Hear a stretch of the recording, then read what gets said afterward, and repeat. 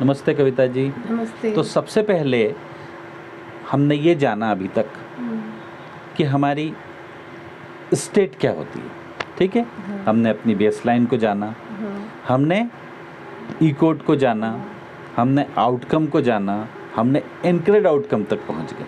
तो हम इनक्रेड आउटकम प्राप्त हमने किया। अब इनक्रेड आउटकम प्राप्त करने के बाद अब हम जानना चाहते हैं कि इसको हम कैसे पावर लीप्स में तोड़ें और इसको इससे आगे बढ़ सकते हैं। तो पावर लीप होते क्या हैं आखिर? तो पावर लीप जो है, समझे हम कि हमको चाय बनाना है। तो चाय बनाने के लिए क्या चाहिए? सबसे पहले हमको एक गैस चाहिए जिस पे हम कुछ बनाएंगे। हमको एक तपेली चाहिए, हमको दूध चाहिए, हमको पानी चाहिए, ठीक है। हमको शुगर चाहिए, हमको चाय की पत्ती चाहिए, हमको कप चाहिए, हमको उसको छानने के लिए वो छन्नी चाहिए, ठीक है। ये सब चीज़ें अगर हमारे पास है तो हम एक चाय बना सकते हैं, ठीक है। यहाँ पे और सबसे बड़ी बात है, यदि कोई ब्रांडेड कंपनी की है तो उसकी एक फार्मूला होगा, उस फार्मूले के अनुसार हम उन चीज़ों को टाइम टू टाइम डालेंगे तो वो हमारे ब्रांडेड टी बन जाएगी, ठीक है।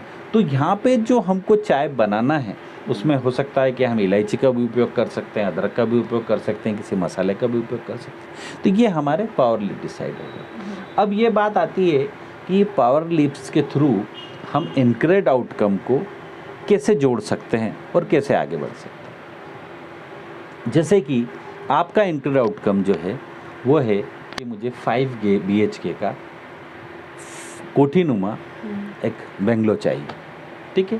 वो 5000 स्क्वायर फीट का होना चाहिए, ठीक है। क्या आपने शायद ईस्ट फेसिंग बताया तो ईस्ट फेसिंग होना चाहिए, और क्या कॉर्नर बताया तो कॉर्नर होना चाहिए। तो अब ये सब प्राप्त करने के लिए हमको क्या चाहिए? प्लाट चाहिए सबसे पहले जिस पे बनेगा, या कहीं तैयार हो तो हम उसको तैयार ले सकते हैं। पर हमको अगर तैयार नहीं है तो हमको क्या चाहिए? प्लॉट चाहिए।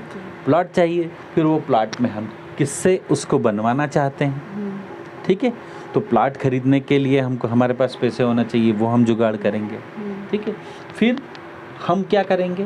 तो आर्किटेक्ट को बुलाएंगे, जो हमारे दिमाग में बंगलो है वो हम उसको बताएंगे, फिर वो उसको नक्शे पे उतारेगा।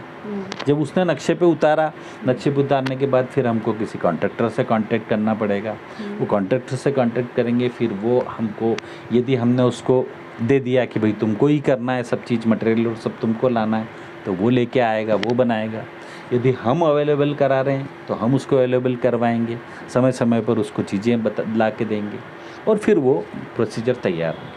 पर इसके लिए हमको जहाँ से फिनेंस लेना है वहाँ से हम फिनेंस लेंगे, यदि हमारे पास है तो हम देंगे, लोन करवाना है तो लोन करवा के देंगे, और स्टेप बाय स्टेप वो बनेगा। फिर वो बनने के बाद में अगर हमको ये समझना है कि उसमें डोर कौन से लगाना है, वुडन डोर लगाना है कि स्टील डोर लगाना है, उसके अंदर हमको इंटीरियर कैसा करना है, उसके अंदर हमको जो सोफ़ा वगैरह है वो पहले से फिक्स करना है कि अलग से लगाना है, कर्टन कैसे होंगे उसके अंदर, ठीक है। उसके अंदर कर्टन की बात तो वॉल कलर कौन से होंगे, हर जगह एक ही कलर होगा या सब में अलग अलग कलर होंगे, कोई डिज़ाइन होगी तो उसमें कैसी डिज़ाइन होगी, ये सब चीज़ डिसाइड होगी। तो ये पूरी प्रोसीजर को हम उसके अंदर आउटकम से लीप्स में कन्वर्ट किया। आया समझ में कि लीप्स में कैसे कन्वर्ट हुआ है?